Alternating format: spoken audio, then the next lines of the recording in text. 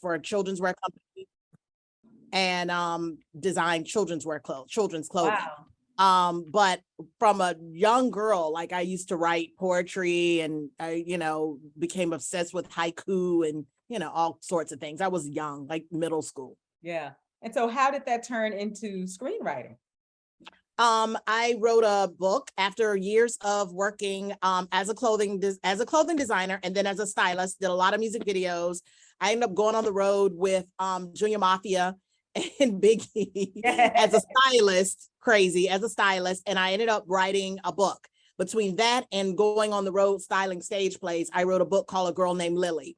I was working on a film set. I gave that book to Terry Vaughn. She was acting in the movie. She loved it, took it to her agent, and that agent wanted to pick it up as a series. And so they wanted me to come to LA and kind of got me into that world. It never became a series, but from there, Terry and I formed our company. Yeah.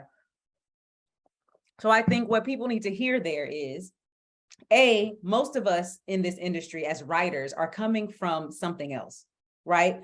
Most of us didn't necessarily go to school for this. You don't have to go to film school. There's something natural in you that makes you a storyteller. And the other thing is the networking, right? Like you were just doing your thing really well, the thing that you already did, right? Making connections with people because you were a decent human being and you did your job really well. So when you had a screenplay or a book and somebody was willing to read it, then now it's just about passing it to the right hands. Like that's such a big part of this industry. Right. And always be open. Like I wasn't even going to work on that movie. A friend of mine, unfortunately, he passed away. He called me to work on that film. And I was kind of into my own world. And I was like, I'm not a costumer anymore. I'm a writer and I'm not going to do it. And I have a book and blah, blah, blah. But in that, I also was like, no, I'm going to go because I have a book now. So I'll be able to give my book to people. Yeah. And that was kind of my idea. And that ended up turning into, of course, meeting Terry, Khalida, I can't remember Khalida's last name. She was on Bernie Mac's show. She was in the movie as well. I gave it to her. She ended up giving it to her set people, and they called and they used it on set. It's one of the books that her character used to read all the time. So it was really good that I actually did that project and I kind of got out of myself. And was able to meet, because had I not done it, I wouldn't have ever, I wouldn't have met Terry and the story would have been completely different. Exactly. But networking is very, very important. Yeah. So once you got into this part of the business and you are a writer now, right? You started to learn about that whole pitch to production process. Can you walk us through that part a little bit? So you worked on your script, right? You've done all your notes, you've done all your rewrites and blah, blah, blah. And now it's time to do something with it. So we'll skip the needing an agent, needing a manager part. We already talked about some networking, right? But now you're here, you're at the network or the studio, and they're interested in your work. Can you talk to us about the process from they're interested in it, they're buying it, to production and how the writer fits into all of that? Well, first I will tell you, even as a writer, as a screenplay, as any kind of writer, but definitely as a screenwriter who is pitching your project to networks, I always encourage everybody to get coverage. Always get coverage. There's several. I use Coverage Inc.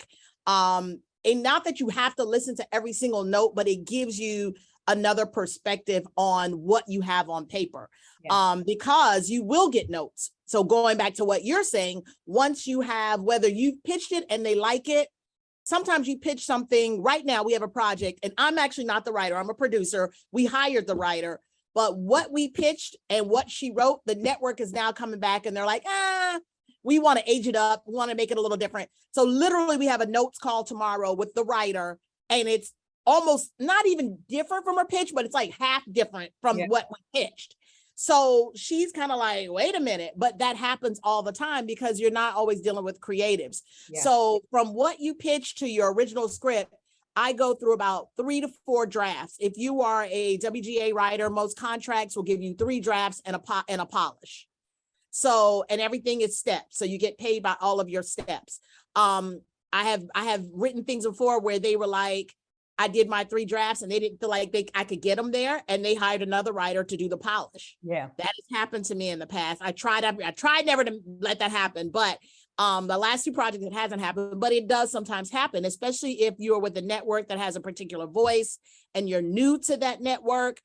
It may not have anything to do with your writing. Sometimes it's just the nuances that they're used to having, and they have preferred writers, and they go to their preferred writers to give that last little touch, whatever it is. Lifetime's touch is a little bit more dramatic. Hallmark's touch is a little bit more sugary sweet, and BET may be more urban. So that sometimes happens. Then once you pass it off to the director, a lot of times the writer is out of it. Yeah, done. It's just, we don't, unless you have a relationship with the director, which I sometimes have. The last project, Unthinkably Good Things, of course, Terry was the director. So she called me all the time. Like before I could get to Italy, she would call and be like, okay, we don't have a fish. Can we use a dog? Okay, can you change the scene? Can you send me this over? But it's not necessarily in your contract to do that. Right. So you don't have to do it. You don't have to do anything. Once you've turned in your last draft and your polish, you can move on to the next project, but know that they may make changes to your script and there's nothing you can do about it. And just to be clear on that, by it's not in your contract, what you mean is you can make all those changes, but you're not getting another check. That is correct. Right. You just are changing it because you still want your voice in it. Right. But that a lot of times you don't get that option. Like the director will make those changes on set, as they go. I have the holiday movie I'm doing now. I have a relationship with the director. I know him, but 9 times out of 10, Roger's not going to call me, and Roger's is going to make the changes on set just because he's just not. Yeah. And I love that you talked about the process a little bit and the steps and how other writers can be added to the process, right? And talking about it from the point of view that it doesn't necessarily mean you failed, right? Oh, absolutely.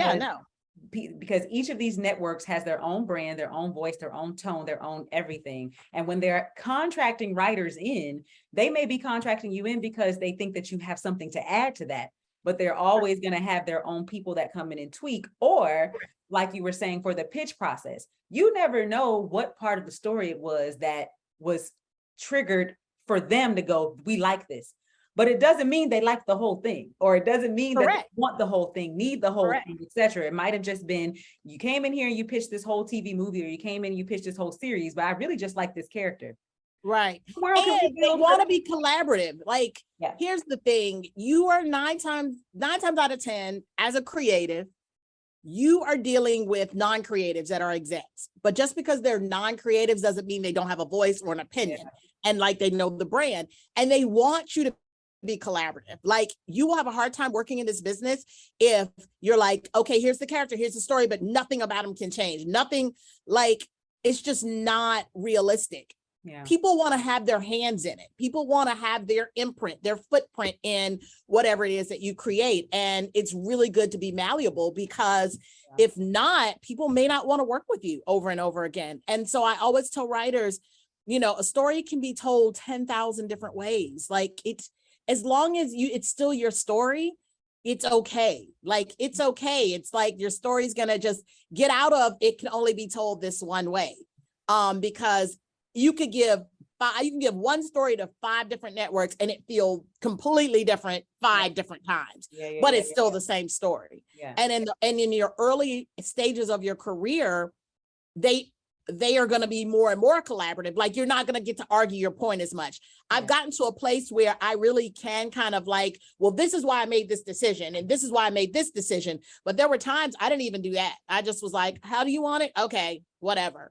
And then you have your stories that you don't want anybody to mess with. Those are the ones you go try to find financing and do it on your own. Yeah. Don't try to sell it to a network if you're so passionate about it that you don't want anything changed. Yeah. Yeah.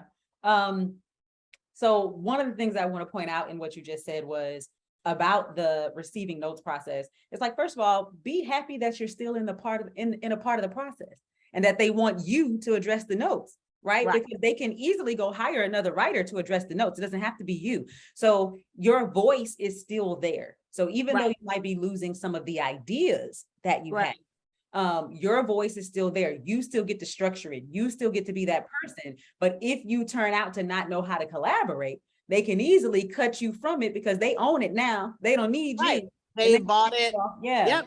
And if that person changes it again, there are guild rules. Like Mhm. I remember the first time I had to collaborate with someone and I was just like, oh, well, whatever. I'll just whatever. They can do the polish. But when I got my residual check, it was cut in half. And I was like, oh, wait a minute. I'm not okay. That's not going to happen again. Yeah. And so I made sure that I studied, I watched more films with that particular brand and made sure that I didn't get cut out of the process. Because that first time, I don't even think I fought for it. I was kind of like over it. I was like, oh, okay, well, I'm done with these notes. Y'all just get a polish to somebody else. But it does, at the end of the day, it does affect your bottom line. Right. Because if another writer comes on and does at least 33% of the work, yeah, you have to share. You have to share. They get co-credit, and then you share your credits. And when you share your credits, that means you share your money. It trickles down. Yeah, exactly. And you know what? And there are some writers out there who know what part of the process they're great at, and they're there just to do that part. There are writers who are only out there doing polishes, and that's how they make their money. And there are writers that are just out there pitching stories. They never, they sell stories and they never write. They never write. If you write a treatment, and you register your treatment and everything is done with your treatment, you could sell that treatment and then they hire someone else to write the screenplay. And honestly, you can make almost as much for your story as you can for your screenplay. So there are lots of writers out there who simply just do that. They just sell treatments all day long. They never write screenplays. Yeah, I'm so glad that you said that because, a lot of people get into writing because they think that it's the place where the creative control is.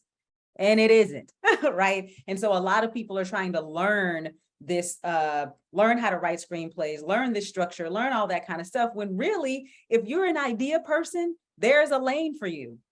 You can still have a place in this industry being the idea person. You don't have to write the screenplay. That goes back to it being collaborative. Somebody else is going to be able to come in and do the next part, Right. But it's harder. Now, I can't say that. If you're new and you don't have managers and agents, it's a lot harder to sell a treatment than it is to sell a screenplay. Yeah. So you just have to kind of figure out, where you belong in the process. But I'm glad that you started talking about collaboration. You kind of talked about this a little bit, but what are some tips that you have for writers when they're receiving notes from the execs and from the producers? And even talk a little bit about how where there's a studio and there's a network and you got the director, and everybody has notes. And sometimes those notes can be contradictory. And how do you work through that? What are some tips? I always go to my exec and I ask her, like, who trumps who? Yeah. Like, I'm just like, okay, who trumps who? And then sometimes if it's a network or someone I have experience with, I'll just, I'll say, okay, can you put the director's notes in your notes? Can you guys look at their notes so you guys can give me one set of comprehensive notes? Yeah. And then I just ask, like, always ask. Don't just assume, always ask. If there are contradictory notes, say, hey, some of these notes are contradictory. Can you tell me which ones you want me to follow? So I'm never afraid to ask questions. So that's always, there'll be a notes call, and on the notes call, don't be, ashamed. Don't be afraid if you don't understand the notes. And if it's something that's really a stickler, have a very good, don't just say, I don't want to change it. Yeah. Like, you have to know why you don't want to change it. And you have to be able to argue the point, and you have to know your characters enough to know how this will affect your story, why this will affect your story. It doesn't mean they're going to agree, but you have to know how and why you don't want to change something to make your point. Because if you just come in and say, I don't want to change that, then that's going to be a problem. Yeah. And they're going to just say, well, change it anyway. So I have sometimes been able to keep things. I've not been able to keep things. But I've always got notes. Like, even I've sold, 15, 16 movies maybe, but even up to the day, I still get notes. I get 5-6 pages of notes because, again, it goes across the whole department.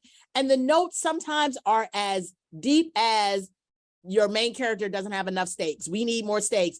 And as simple as, we don't want her in the office, or it's too many locations, or lower the locations because we only want to shoot this in X amount of days, or we don't really like that character. Can we get rid of them faster because they're a bad character and we don't want to sit with a bad character that long? Or, you know what I mean? They could just be anything. Sometimes they're subjective and sometimes it's structural, because as a writer, there are things that sometimes we think are on paper that aren't on paper. Still up here. They're in our heads. Yeah, it's still they are on paper in our heads, but that's about the only place they're on there. They are. Yeah, that's good. That is so good. Because I especially as a new writer, you kind of believe that you don't have a voice during the notes process.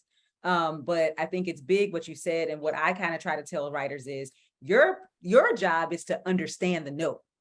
So it's not necessarily about pushback as much as it is, if there's a note that you don't understand, ask about it. Depending upon who you're working with, they may send you your notes X amount of days before, right? So you're able to, kind of comb through them and have your questions ready. Sometimes people do notes right there, like you don't really get a chance to look at them or not look at them or whatever. But again, your job is to come away with an understanding so that you can then address the note, because now you're kind of being tested on your ability to address the note. You address the note. Exactly. So that's, you definitely want to, again, ask questions. And sometimes, like you said, there's times I've had the call and then they send the notes after the call. Like the call that we have tomorrow, the writer's getting her notes. She got them today. The call is tomorrow. And we're producers on it. So she literally is emailing us tonight saying, hey, did y'all look over these notes? Do you guys have any ideas before we get on the call with the network on Friday? But she doesn't know the network has already called us as the producers to talk about her script so that we can all be on a united front. So it's just, and it's the same. I've had producers who I was friends with and they hired me to do something. And then they got a notes call and they would send me a text. Yo, we got a notes call, just so you know. There's going to be some changes to the script. And, I'm like, all right, cool. All right. Yeah, it's part of the game. At this point, you should expect them. You just expect notes. It's a part of the game. And not take it personal. Yeah. Because it is impersonal. Those executives have a job to do. You know what I mean? Their job is to get it on brand. Yeah. And again, they may not be creative, so they may not know how to give the note in the way that it creatively encourages you and gets you, but they're giving you that note because it's going to lead you somewhere. That's the collaborative part. Yeah. And asking, I always ask if I don't understand it, like I ask, like, what is your end intention? Like, what do you mean? Like, okay, I may not understand your note. What are you trying to get out of here? Yeah. Like in the note, do you want the person to be nicer? Do you want her to be in more peril? Like, give me what you want out of it that you feel you didn't get. And then you can back your way into the situation. And it may not be how they suggested you do it. It may be another way, but at least you know the end result of what they're trying to achieve. Yeah. And I think that's a good thing to think about as well, because at the end of the day, because it's their property at this point, your job is to give them what they want, whether it makes sense to you or not. Yep. What I mean? That's the only thing about it. It's a job. At that point, it is a job. They are your client and you have to make your client happy if you want to keep working. Yeah, exactly.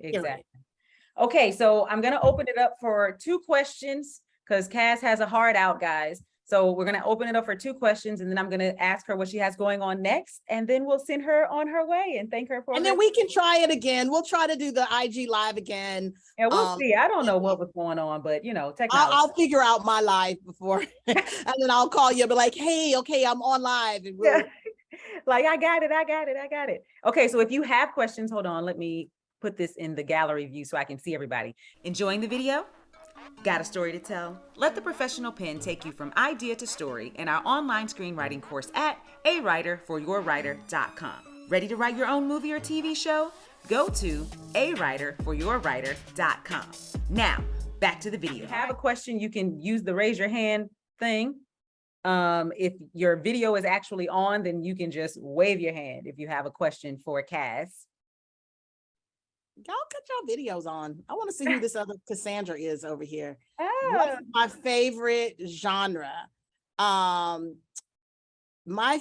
write or to watch or to look. Right, because they're not the same. Right, they aren't. Like, here's the thing. I love action and sci-fi. Yeah. So I'm moving into to watch. Like, that's what I watch. I watch, like, if it's action, if it's thriller, like I love any sort of franchise, big franchise like Fast and Furious. I love all of it, even though sometimes it's corny. Like, that's what I like to watch. So I'm moving into that direction of writing. Like, we're pitching a sci-fi now, but I'm so silly and I love comedies. So part of me still like, I love like Talladega Nights, and I love like all of the Vince Vaughn silly stuff. So I also really like to watch that as well, but I don't necessarily write that. Yeah. You know what I mean? Like, I don't necessarily write that kind of humor, but I love to watch that kind of humor. Yeah. So I have a question. I won't take this from anybody else. So if anybody else has a question, we'll still go to yours. Have you ever been commissioned to write something that's in a genre or tone that you don't like to write? And how was that? Yes, all the time. Like, I'm always asked to write Christmas movies. And it started off, it was cute for the first one, two, and then after that, I was like, I don't want to write any more Christmas movies. Yes. And then I just finished writing a Christmas movie. Like, literally, it's coming out this Christmas. Yes. So it's not and I don't watch them. I don't watch Christmas movies, like, at all. Like, I just don't. Mm-hmm. You know, and people do, and people love them, but I just feel like they're always so predictable, and it's always like the same thing. So it's not my favorite thing to watch or write, but sometimes, again, you just have to count your blessings. So a lot of times I'm like, okay, guys, the reason why I'm doing this, and I do it, and apparently I must do it well because I keep getting asked to do it. But it's probably one of the things that I write that I am least excited about. Let's just say it. Let's just put it like that. Yes. That happens. Like, when you become a work for hire writer, you just never know what you're going to be hired to do, especially because this is the way you feed your family. Sometimes you're like, okay, I'll write it. You know, I'll figure it out. I mean, at the end of the day, like, that's just how I eat, you know, and I'm thankful that I write enough to have a surplus, but it's not always been that way. So there were times it was just like, I was out there like, okay, well, what y'all want me to write? What y'all want me to write? You know, and I just was writing anything, which is how I got into the whole Christmas game, because they're always looking for Christmas movies. Yeah. All the networks, all of them. So, yeah, so it just happens, especially as a new writer, you just be thankful if someone is asking you to write something, because it's hard to get in. Yeah. It's really, really hard. So knowing structure is really the answer. The answer is, because the tone and the genre pushed to the side, a story is a story is a story. Right. Okay. Any tips for a first timer writing the 9-act structure that Hallmark requires? I don't know if it's like tips. Like, who asked that? Yolanda asked that. I mean, do you have I mean, you can look up 9-act structure. Like, I have it on my, hold on a second. Let me see if I can pull it up really quickly. They have, let's see. Oh my God. Of course, I'm not going to be able to find it when I want to find it.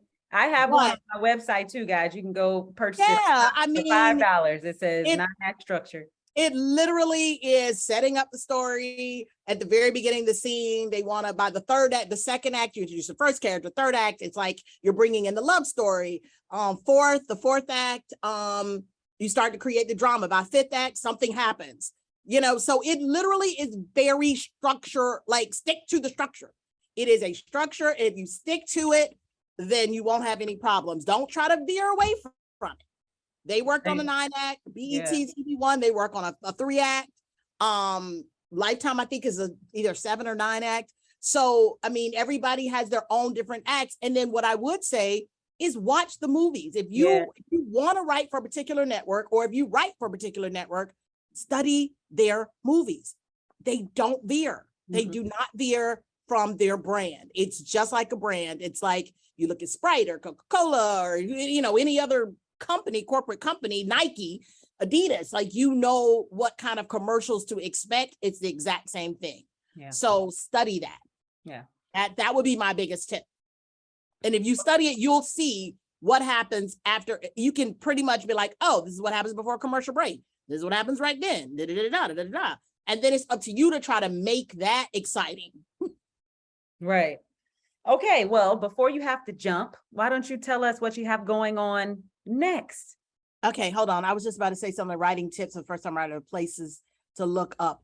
Okay, one more thing. Read scripts. So go to like Scriptorama, Scriptapalooza. No, I don't know. Script, and read. I'm always reading scripts. When movies come out and I like them, even if I don't like them, but I feel like right now I'm studying action scripts. Like, I'm reading them. I'm reading to see what they put in the action. I'm watching the movie, and then I'm reading the script, and then I'm going back and watching the movie. That's how you learn. Not even as a first-time writer, that's just how you get better at writing, because there is a translation that happens between paper and film. And the more you understand that, the better writer you'll become. That's a good study, to watch something that you know really well and then read it and see how different they could be. Yeah. Like The Harder They Fall. I love that movie. So I like went back and I've read that script like 4 times now. Yeah. We just studied that 2 weeks ago. Oh, really? Yeah. Yeah. And there's a lot of ad libs, of course, that aren't in the script that are in the movie, but I mean, the structure is spot on, so. Yeah. What am I working on? I have a holiday movie coming out on Hallmark.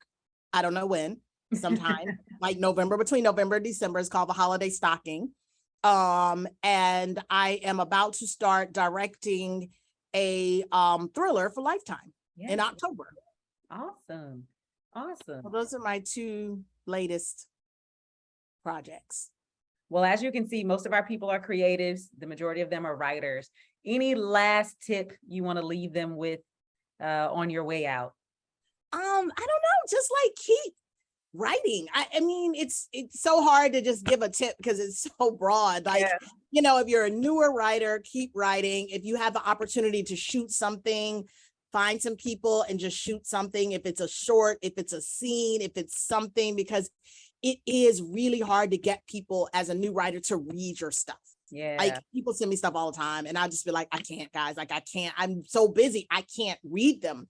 And so you don't always have that opportunity, but execs and managers and other people will watch you. If you have a scene, if you have something that you need to cover, they'll watch it first. So anytime you can get anything shot, just try to shoot it. That will definitely help you out. And it will help you be able to get some sort of representation, which then helps you get the meetings, which then helps you get the pitches, which then helps you get your stuff onto the network. So it's definitely a process. But what I can say is, keep writing. You will get lots of no's. I get no's.